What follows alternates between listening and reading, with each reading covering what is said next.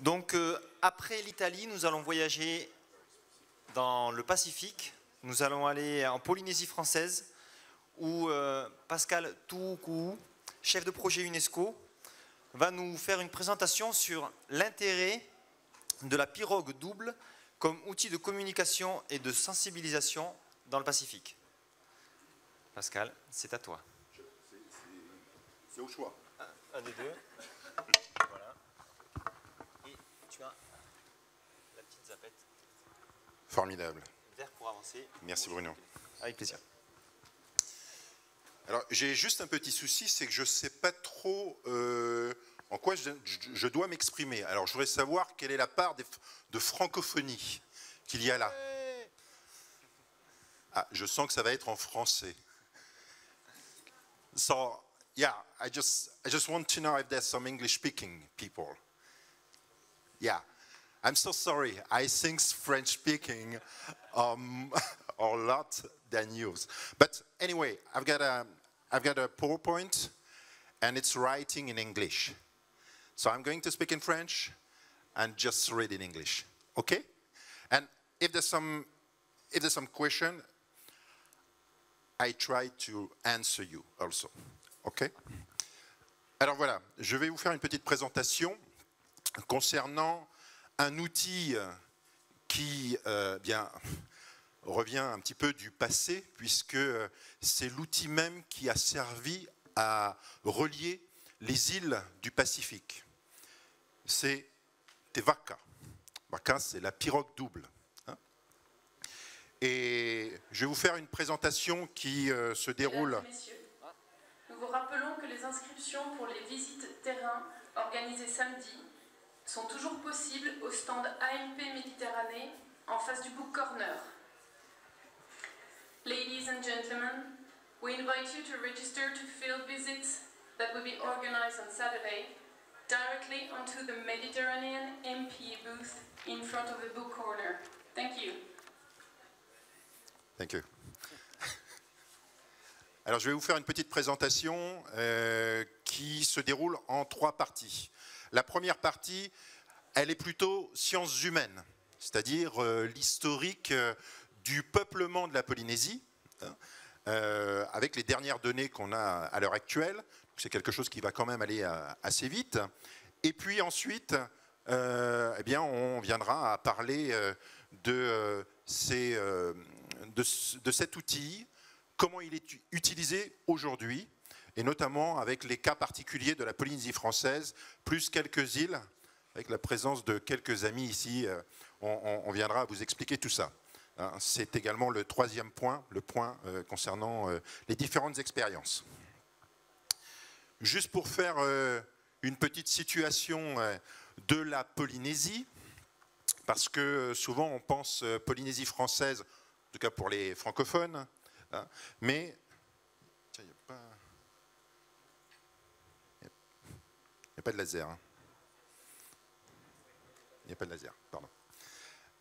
Pour la Polynésie française, mais en fait, elle est beaucoup plus vaste que ça, la grande Polynésie, puisque on en fait une histoire avec un fameux triangle, le triangle polynésien, qui part d'Hawaï, de Nouvelle-Zélande jusqu'à l'île de Pâques, et en son sein, juste au milieu, la Polynésie française. Néanmoins, vous verrez avec cette présentation que ce triangle, parfois, il est un petit peu étiré, et va même de Taïwan jusqu'à l'Amérique du Sud. Alors, la première partie concerne effectivement quelles sont les positions scientifiques concernant le peuplement de la Polynésie. Alors, il y a 4 points très particuliers qui sont liés à l'archéologie, l'ethnolinguistique, l'ethnobotanique, ainsi que celle qui va mettre un petit peu tout le monde d'accord, la génétique. Voici ce fameux triangle que vous pouvez retrouver ici, Hawaï, Nouvelle-Zélande et île de Pâques. Mais comme vous pouvez le voir, le déplacement, les migrations polynésiennes, en tout cas dans un premier temps on va dire océaniennes, eh bien les dernières traces sont assez récentes, je dirais. En tout cas la dernière affirmation, c'est qu'on viendrait de l'Asie du Sud-Est et particulièrement d'un endroit qui s'appelle Taïwan. Alors c'est un petit peu élargi encore aujourd'hui. Nous sommes avec une population qui s'est installée à Taïwan aux alentours de 7000 avant le Christ, et cette population va migrer tout doucement vers le sud en passant par les Philippines et ce qui va devenir un petit peu plus tard la Mélanésie. Cette population va développer une culture qu'on appelle culture lapita. En archéologie, c'est une petite poterie.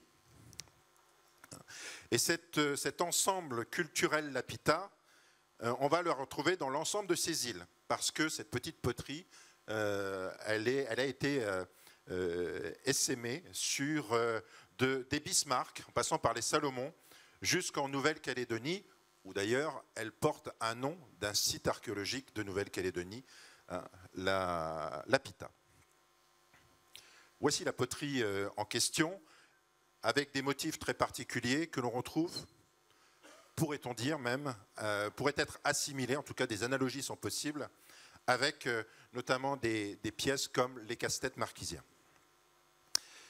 Le deuxième point, c'est l'ethnolinguistique. Effectivement, en étudiant la langue, on s'est aperçu que nous sommes des Austronésiens.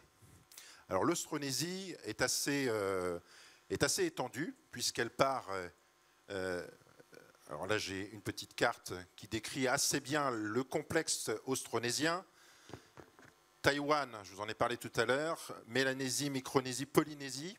Alors Mélanésie à certains endroits uniquement. Et puis, dans l'océan Indien, il y a eu également une répartition de la langue austronésienne sur Madagascar. Petit exemple de mots qui sont... Alors, Marquisian Words, c'est un archipel de la Polynésie française, les îles Marquises. Donc avec quelques exemples où vous pouvez voir qu'en anglais, hand, enfin la main, en taïwanais ça se dit ima, en marquisien c'est exactement la même chose. Donc des similarités qui font que, aussi bien dans les mots que dans la construction grammaticale, on peut dire que effectivement c'est une des preuves possibles de la venue du sud-est asiatique.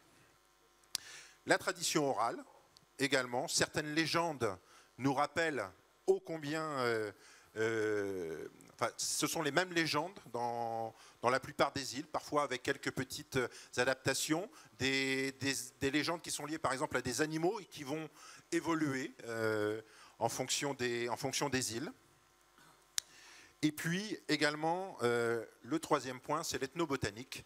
On est d'accord que la venue de certaines plantes permet effectivement d'identifier le fait que l'on provienne bien d'Asie du Sud-Est.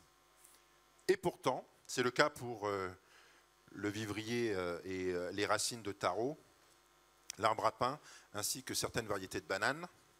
Et pourtant, pendant un certain temps, à la fin du XXe siècle, il y avait une petite problématique, c'est que la patate douce, ainsi que les calebasses, ne provenaient absolument pas d'Asie du Sud-Est, étaient bien en Amérique du Sud.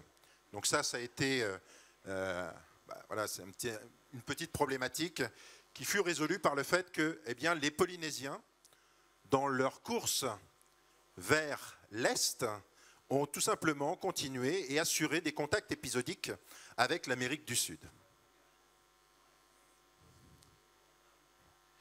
Et puis, le quatrième point, c'est ce que je vous expliquais tout à l'heure, celle qui va mettre un petit peu tout le monde d'accord, c'est la génétique. La génétique qui, effectivement, nous permet d'assurer le fait qu'on provient bien d'Asie du Sud-Est, avec différentes études qui ont été faites sur le poulet ainsi que sur le rat polynésien. Alors sur cette première partie qui est divisée en deux, vous allez voir pas mal de dessins qui ont été réalisés par un Hawaïen qui s'appelle Erd Kavainui-Kane, qui est un des pères d'une pirogue double exceptionnelle qui s'appelle Hokulea, je vous en parlerai un tout petit peu plus loin. Et ce monsieur a fait des peintures extraordinaires, c'était le cas pour ma première page, et pendant toute la présentation, vous en aurez également. Et cette partie-là concerne justement le comment ils sont arrivés en Polynésie, comment ils ont réussi à se déplacer jusqu'à nous. Alors bien évidemment, tout ça se fait en marin. Ce qu'il faut savoir, c'est que l'une des particularités des Polynésiens, c'est la mer est vue comme leur espace de vie. Et de temps en temps, au sein de cet espace de vie, il y a des îles qui viennent couper l'espace de vie. Et alors, ça c'est traditionnel. Aujourd'hui, ça l'est un petit peu moins. Alors, on utilise bien évidemment les étoiles pour pouvoir naviguer. C'est le cas en ce qui concerne ce que l'on appelle les chemins d'étoiles. Donc, le navigateur se positionne et au lever de chaque étoile peut arriver à se déplacer sur l'océan.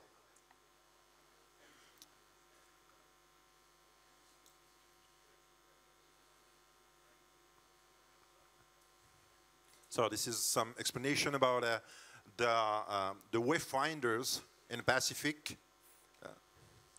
So they just use natural elements, included the star path and some other thing that I'm going to show you now. Swell, alors tous les éléments naturels étaient bien évidemment utilisés. C'est le cas en ce qui concerne les courants marins. Suivant l'inclinaison de la pirogue, on savait exactement si on était dans le sens du courant ou pas. Également la couleur des lagons qui pouvaient se refléter sur les nuages. Et les nuages deviennent verts en dessous. Donc on sait qu'on est à proximité d'une île. On ne la voit pas, mais on sait qu'on est à proximité de cette île. Et puis un autre point d'identification d'île, même si on ne les voit pas, c'est bien sûr la présence d'oiseaux. Oiseaux marins. Et d'autres possibilités de navigation, ça c'est jusqu'à ce qu'on ne voit plus la terre, ce sont tout simplement ce qu'on appelle les amers, et c'est le cas sur ce dessin. Jusqu'à ce qu'un jour, eh bien, les Polynésiens rencontrent le monde occidental. Et donc c'est ce qui nous amène à notre deuxième partie. Beaucoup de choses vont changer, mais on s'est dit qu'à travers l'expérience de nos ancêtres, il nous semblait adéquat de pouvoir un petit peu renouveler ça. Et ce fut le cas à travers un monsieur qui est ici même sur la photo, c'est Maupialu. Et ce monsieur est un navigateur hors pair. Grâce à lui, une expérience extraordinaire a pu se mettre en place. C'est au début des années 70, les Hawaïens décident de mettre en place, de faire revivre, de reconstruire une ancienne pirogue, enfin une pirogue de type ancien, pardon, s'appelle Hokulea. Et à partir de 1975, Hokulea va faire énormément de voyages dans le Pacifique et faire en sorte aussi de pouvoir développer des enfants un petit peu partout dans le Pacifique, aussi bien en Polynésie française qu'au Samoa, au Tonga, au Fidji. J'y reviendrai un petit peu plus tard. Voici quelques exemples de grandes pirogues qui sont passées en Polynésie. Voici Hokulea. Et en 1976, lorsque Hokulea arrive à Tahiti, ici même, après une vingtaine de jours de navigation, aux étoiles, sans instruments, eh bien, la population était présente pour accueillir quelque chose qui nous permettait d'accepter le fait que la culture polynésienne pouvait revivre à travers un élément fondateur, c'est la pirogue double, Te Vaka. Et cet élément continue aujourd'hui encore à vivre avec différentes expériences. Toujours en Polynésie française, un archipel qui est situé à 1500 km au nord-est de Tahiti, eh bien, vous avez les Marquises qui ont développé aussi quelques pirogues, quelques expériences de pirogues. C'est difficile à maintenir, mais ça permet quand même de fédérer cet archipel lors d'événements je dirais régulier, puisque tous les 2 ans, il y a un festival pour faire renaître un petit peu cette culture et ces traditions. C'est le Festival des Arts des Marquises. Et la pirogue est un élément important. Également, les Marquisiens ont pu mettre en place des expositions sur la pirogue, sur l'élément pirogue. C'était en France, au Muséum d'histoire naturelle à La Rochelle, il y a quelques années. L'atoll de Fakarava, c'est également un atoll qui appartient à l'archipel des Tuamotu, qui est aussi, lui, en Polynésie française. C'est un archipel qui recense près de 80 atolls, hein, il y en a énormément. Et parmi ces atolls, il y a celui de Fakarava, dont une de mes collègues vous en parlera lors d'une prochaine conférence, puisque cet atoll est réserve de biosphère. Et là-bas, il y a à l'heure actuelle un projet qui est tourné autour des pirogues, je dirais, internes au lagon, comme le faisaient nos anciens. Et on associe donc ces anciens constructeurs de pirogues, avec des plus jeunes pour permettre de développer un petit peu cet art traditionnel et également y associer la science, puisque ces pirogues vont permettre notamment de faire du reporting au sein du lagon, hein, entre autres. Alors ça, c'est des exemples, l'exemple d'une des petites pirogues, il y en a des beaucoup plus grosses, hein, qui sera utilisée pour le lagon de Fakarava, petite pirogue à voile. D'autres expériences ont été faites en Polynésie française à travers Oteitinui Freedom, qui est une pirogue qui a rejoint Shanghai il y a 3 ans. Hein, et en fait, c'était pour faire le chemin inverse de ce qu'avaient fait nos ancêtres, remonter le temps.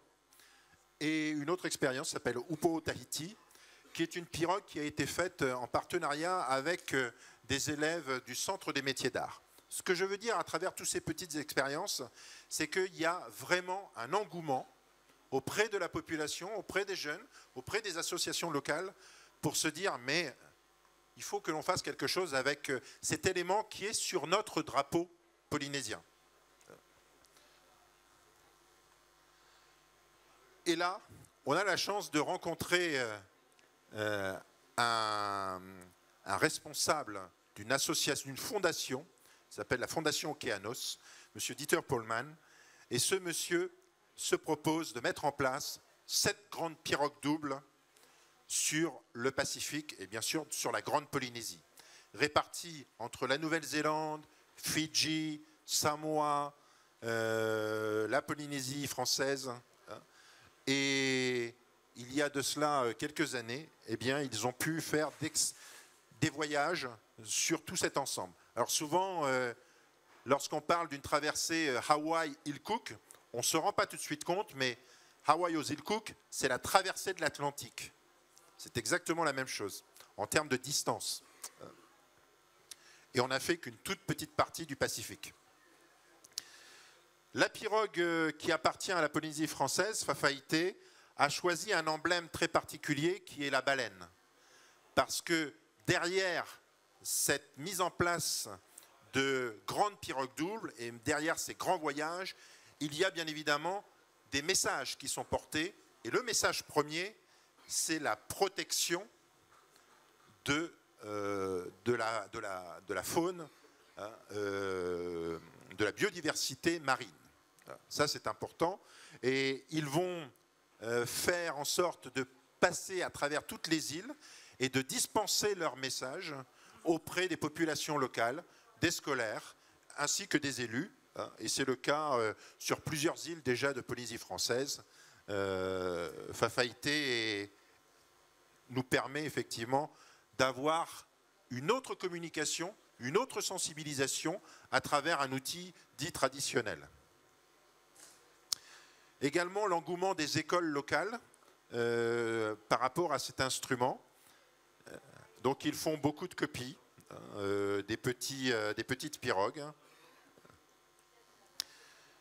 Les jeunes sont sensibilisés, ils viennent à bord, ils visitent. Également les gens de l'extérieur, c'est le cas pour les universités américaines, en tout cas celle de Washington qui est juste en haut. Et puis des séminaires de formation à la protection environnementale, qu'elle soit marine ou terrestre, sont associés à ce grand projet de pirogue. Donc ici, les navigateurs, alors, ne sont pas encore tout à fait navigateurs. C'est-à-dire que pour devenir navigateur, on le fait sur plusieurs années. Même si on a l'expérience de quelques mois, parfois, ça ne suffit pas pour être reconnu en tant que navigateur. Et ces personnes qui ont déjà navigué à plusieurs reprises, eh bien, doivent suivre un petit peu ces formations à la protection environnementale, aux changements globaux également, et voir comment, à travers leur tradition et leur culture, ils peuvent contribuer à lutter contre ces changements. Et puis, bien évidemment, des situations en mer qui sont tout simplement exceptionnelles, particulières. Ce qu'a fait la Fondation Okeanos, c'est tout simplement de reporter le fait que leur pirogue, peut-être à l'instar de la planète Terre, être vue comme une pirogue. Et pour pouvoir faire en sorte que notre planète puisse naviguer au mieux au sein de l'espace, eh bien, il faut apprendre à se gérer et à gérer les situations. C'est ce que font les petites équipes au sein des bateaux. Et parfois, ce n'est pas toujours évident quand on ne se connaît pas toujours. Alors, on apprend à se connaître, et parfois avec 15-20 jours en mer, je vous assure qu'on n'a pas le choix. Également, l'idée de gestion des ressources. On ne peut pas consommer plus que ce qu'on a sur une pirogue, ça c'est évident. Ici, ce sont nos amis fidjiens qui recueillent de temps en temps des animaux. C'est le cas aussi dans les autres îles. Et eh bien, pour sauver par exemple une tortue, mais ils vont aussi installer des balises sur ces tortues.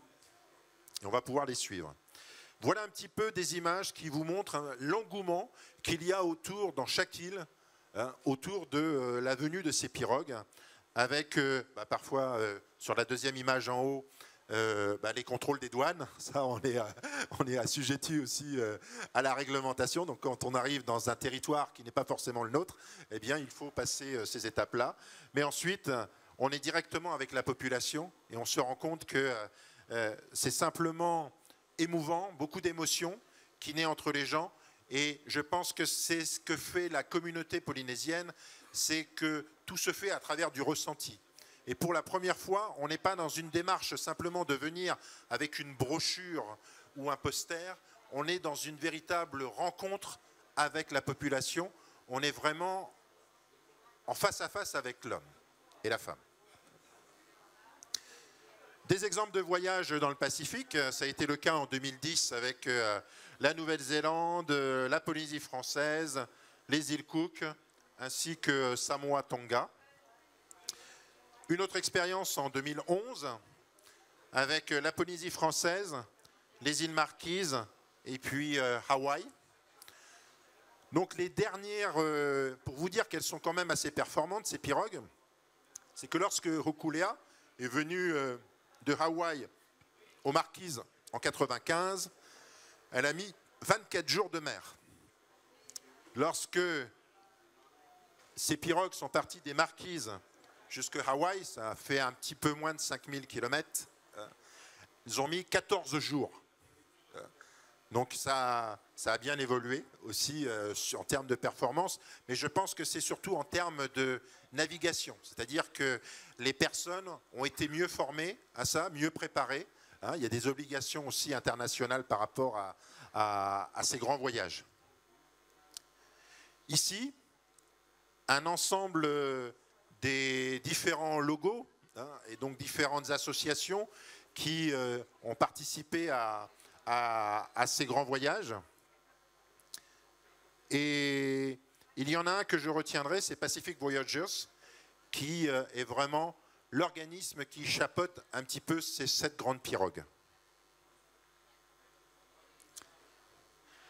Et là, il y a quelque chose juste, ce serait, je ne vais pas dire pour conclure, parce que vous allez voir qu'il nous reste encore du temps et il y a pas mal d'autres conclusions, mais je voudrais ensuite vous donner l'opportunité de poser des questions. Le Worldwide Voyage Hokulea, c'est quelque chose qui est assez extraordinaire, puisque pour la toute première fois, une pirogue va faire le tour du monde. Et cette pirogue, ce n'est pas n'importe laquelle, c'est celle qui nous a permis cette renaissance culturelle, hein, et aussi environnementale, c'est Hokulea. Alors les Hawaïens ont décidé, à travers cet outil, de faire le tour du monde sur plusieurs années. Et ils commencent, donc ils ont déjà commencé là, mais ils restent au sein de l'archipel, et dès 2014, ils partiront, ils viendront nous voir. On aura la possibilité de faire des petits morceaux du voyage ou les accompagner. Et puis ils partiront jusqu'en Méditerranée, l'Atlantique et ainsi de suite pour ce très grand voyage. Voilà. Et peut-être, je ne sais pas si... Naya, have you get some further information about that? Yeah, for sure. Yeah, I just would like to invite some friends to share with us their experience, because we have several people here who just have some contact, sometimes just sailing on the vessel, and Naya's from Hawaii, and I know that she's got some further information about that beautiful voyage. So currently they're sailing around the state of Hawaii. They've been doing that for the last year in preparation for 4 years to circumnavigate the globe. And between March and May of 2014, they're going to initiate the voyage, the circumnavigation of the globe. So they'll head down to the Pacific first, and then over to New Zealand, Australia, through the Straits, past Diego Garcia, Madagascar, the southern tip of Africa. But there's still a lot of security issues, funding issues that they're working with. So it's really fundraising right now and making sure safety is first with them. And they're building the cruise right now. And I think a core goal of the Worldwide Voyage is to perpetuate voyaging and to ensure that the next generation of navigators and caretakers of the planet are, manifested through this voyage. So it's really a voyage of hope and connecting to the ocean, and kind of amplifying the voices of Pacific people and of aloha and the culture that I think that would be a benefit to the planet. That's really a lot of the mission. It's not just to sail around the globe, but it's to bring our tradition and aloha to the world. Thank you, Naya. Thank you so much. Alors effectivement, donc cette pirogue qui pour le moment tourne au sein de l'archipel des Hawaï devrait partir à la fin du premier trimestre de l'année prochaine pour ce magnifique tour du monde qui, bien sûr, fera passer parfois quelques zones à risque. Hein, ça, c'est bien sûr à compter. Et transporte ce message exceptionnel que l'on est tous connectés et qu'il faut bien sûr lutter contre ces changements globaux. Juste pour aider à la lecture, voilà un petit peu le tour du monde qui est prévu. Donc les Hawaï, voilà, c'est ici, et donc le départ se fait, voilà, ça ira dans ce sens-là.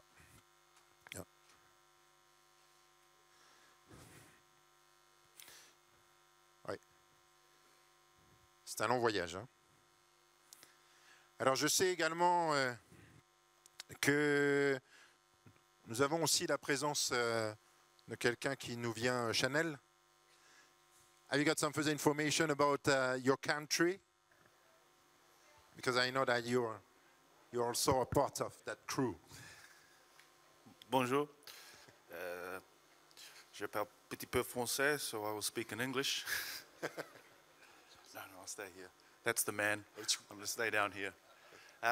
I am from Samoa, and I'm part of the Samoan Voyaging Society. Sail on our va'a, which is called the Ngā Lofa. And within all our societies, we're very, very close. We all work together for the same common good, and that's using our va'as as a communication tool. Because nothing communicates more in the Pacific Islands with our culture than using our cultural tools. And these vessels, they bring a mana with them that allows people to open up their minds and listen to the important conservation messages that we need to teach. For our program in Samoa, with our va'a, we've got a lot of young kids coming through that we're training to sail, and with that we're giving them more experience on the water, so then they become in touch with the water, and so then they can care about the water. We've started to integrate some of our program with the Ministry of Education, and we're hopefully going to be rolling out some curriculums that will involve traditional navigation and sailing, and become more formal within the Samoan education system. So for us, that's where we're at right now. I know Pascal wanted me to come up here just to give him some support so he could share the mana and the light, but I don't like taking too much of his shine. If there's any questions about the voyaging in the Pacific, or the Pacific Voyaging project, the one that was for 2 years that he went over, feel free to come up to me and ask. I was on that for a number of legs, and I think my longest one was 4 months, and they were very, very hard, but very, very touching, and something I won't forget for the rest of my life. But yeah, feel free to come up and ask any questions about any of those voyages. Thank you. Merci, Pascal. Thank you. Merci Chanel. Et oui, effectivement, vous voyez qu'à travers l'ensemble de ces expériences, qui parfois au Samoa développent différents programmes en relation avec les équipes de l'éducation in situ, c'est également le cas dans les autres endroits, hein, ça permet, et c'est ce que je retiendrai un petit peu de son intervention, open your mind, hein, d'ouvrir un petit peu les esprits, hein, c'est une réalité sur ces pirogues. Alors je dirais simplement que pour finaliser cette présentation, qui ne reste qu'une présentation figée, je vous propose quand même un petit film pour bien comprendre les situations sur place.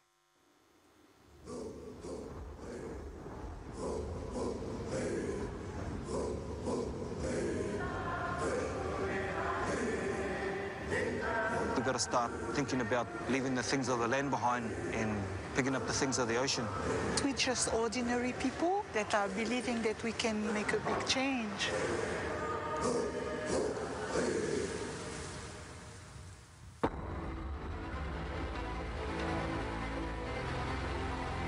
Embedded in the spirits of a lot of the voyages on these canoes is this strong belief that we can make a difference.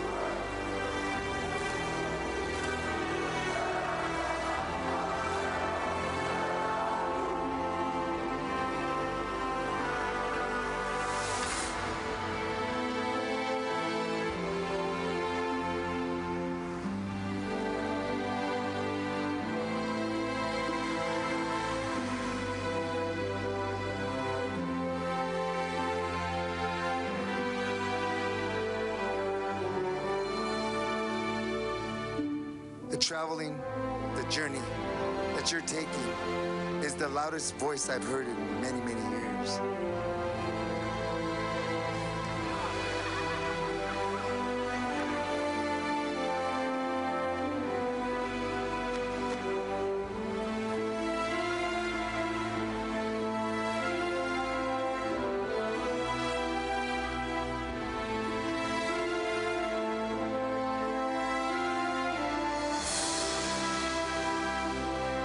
When we saw you sailing in, we were greeting our family.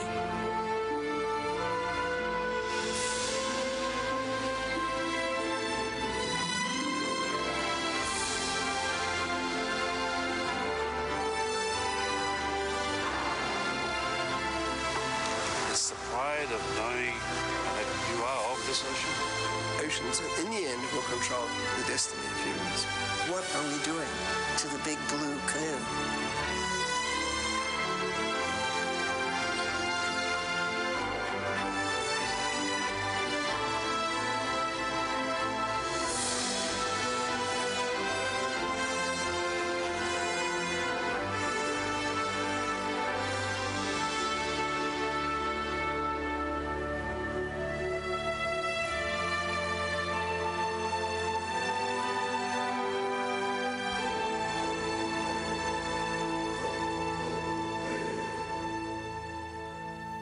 This is a movie who's coming in December.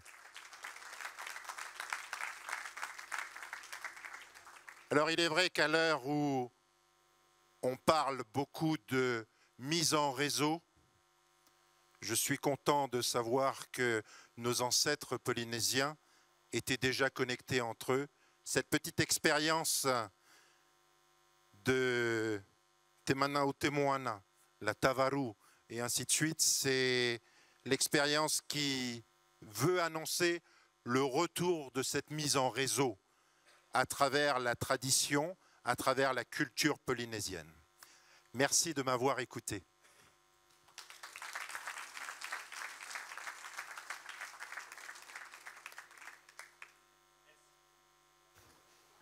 Merci Pascal pour cette magnifique présentation et effectivement cette superbe initiative que vous mettez en place.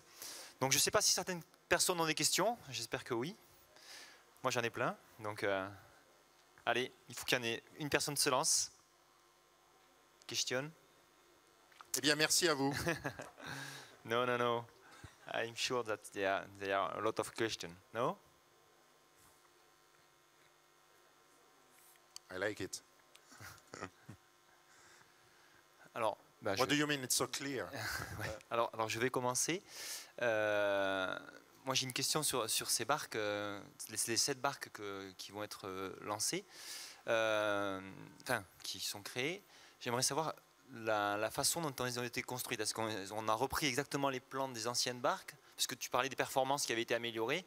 Donc, effectivement, c'est une très bonne question parce que le type de pirogue qui a été, les 7 pirogues qui ont été dispersées dans la Grande Polynésie, eh bien, partent d'un modèle qui est de Polynésie française, hein, qui est une pirogue de type, enfin c'est son nom, elle s'appelle Va'a Tiperua, hein, et cette pirogue aujourd'hui est faite en matériaux modernes. Vous l'avez peut-être vu sur le zoom arrière tout à l'heure, à l'arrière de la pirogue, il y a des panneaux solaires. Ces panneaux solaires servent à, une petite lumière, hein, sur le pont, il n'y a qu'une lumière, et 2, également à 2 petits moteurs qui ne sont absolument pas à l'énergie fossile, mais qui permettent simplement de se déplacer lorsqu'on rentre dans les rades. Voilà, c'est beaucoup plus simple, hein. Mais ça ne peut faire que ça. On ne peut pas autrement tourner au moteur. Les matériaux composites font que effectivement, probablement les performances sont améliorées. Ça, c'est indéniable. Par contre, la forme est... Alors, tout d'abord, ils sont construits en matériaux composites, mais parce que aussi on a des obligations par rapport à la législation. On ne peut pas tout faire. On est là sur vraiment des grandes traversées. Et ces grandes traversées, on est assujetti à cette réglementation internationale. Voilà. D'autres questions? J'en ai une deuxième. Vas-y Bruno. Juste, on voyait là sur les vidéos ou les films, on voyait donc les navigateurs qui travaillaient avec, donc j'imagine que c'était les étoiles ou les amers ou les choses comme ça.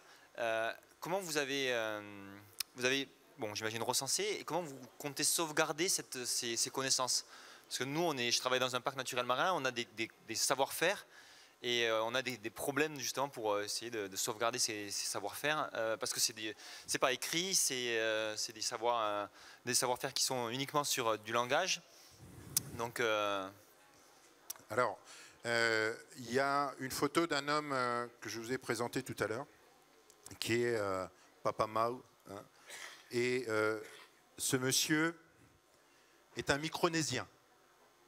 Donc il vient d'un groupe un peu plus à l'ouest du Pacifique et il possédait encore le savoir de la navigation traditionnelle parce qu'il l'a pratiqué régulièrement chez lui.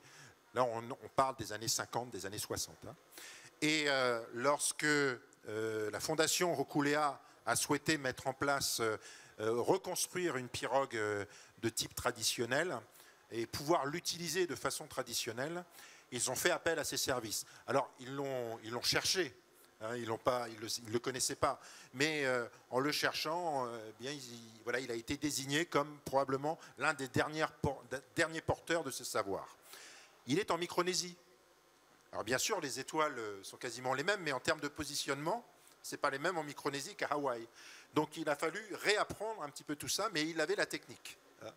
Et à Hawaï, il a pu former, préparer des gens qui, à leur tour, aujourd'hui, sont les navigateurs, les maîtres navigateurs de ces 7 grandes pirogues. Donc aujourd'hui, pour l'ensemble de ces 7 grandes pirogues, on a à minima un maître navigateur par grande pirogue, qui lui-même donc forme et apprend aux plus jeunes la navigation traditionnelle, qui n'est pas qu'une navigation aux étoiles, qui est une navigation au soleil, qui est une navigation avec l'ensemble des éléments.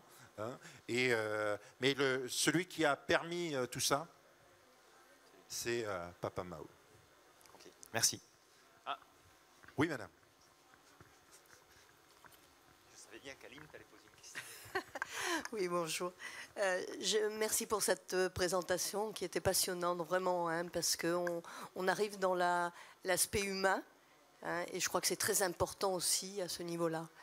Une question, oui, concernant la navigation. On essaie en Méditerranée de rénover aussi des anciennes barques avec voile latine et autres, et la navigation est très physique sur ces bateaux. Combien de personnes il faut pour manipuler ce type de pirogue Alors, en ce qui concerne les 7 pirogues, là, ils ont une capacité de 16 personnes. Mais la navigation en elle-même, elle peut se faire très bien avec 5-6 personnes. D'accord. Avec un matériel à toute épreuve. C'est-à-dire que si, effectivement, sur des grandes traversées, il peut y avoir de la casse et tout ça, si on est 5-6, c'est pas toujours facile quand même. Hein. Oui, on a vu certaines traversées, et la traversée de l'Atlantique peut être extrêmement sportive. Hein, C'est ça qui est bien.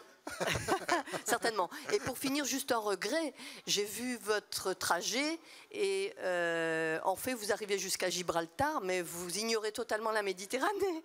Et c'est un petit peu dommage parce que je trouve que c'est une des zones où justement au point de vue on a les plus fortes traditions maritimes pratiquement d'Europe.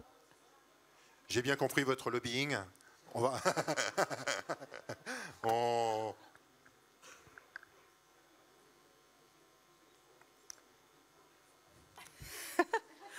Je ne connaissais pas Marseille. Maintenant, vous connaissez. Je découvre. Mais il y a bien d'autres coins, je peux vous assurer, où vous trouverez bien du plaisir. On va échanger. Exactement. On va échanger. Exactement. Déjà, on m'invite en Corse, là. Entre autres. Je sens que ça va nous donner des envies. Voilà. D'autres questions? Bon, je voulais juste vous dire, vous êtes aussi invité pour venir en Algérie. Ah oui, et puis Alger. Oui, ça me parle aussi. C'est vrai, la Méditerranée. On arrive à naviguer dans l'ensemble du Pacifique, qui est une surface qui peut contenir l'ensemble des océans. Et je ne sais pas pourquoi on a eu peur de la Méditerranée. Mais maintenant qu'on y est passé, on découvre que des gens extraordinaires et un beau temps. Donc ça me dit que peut-être c'est quelque chose à envisager. Mais ça, je ne peux pas le dire au nom des autres. Ok, si c'est bon pour tout le monde, merci beaucoup Pascal. Merci Bruno. Et quand tu veux, tu viens en Méditerranée. Hein. Merci beaucoup Bruno. J'aimerais, I just would like to thank also my friend Chanel and Naya. Thank you so much for your intervention.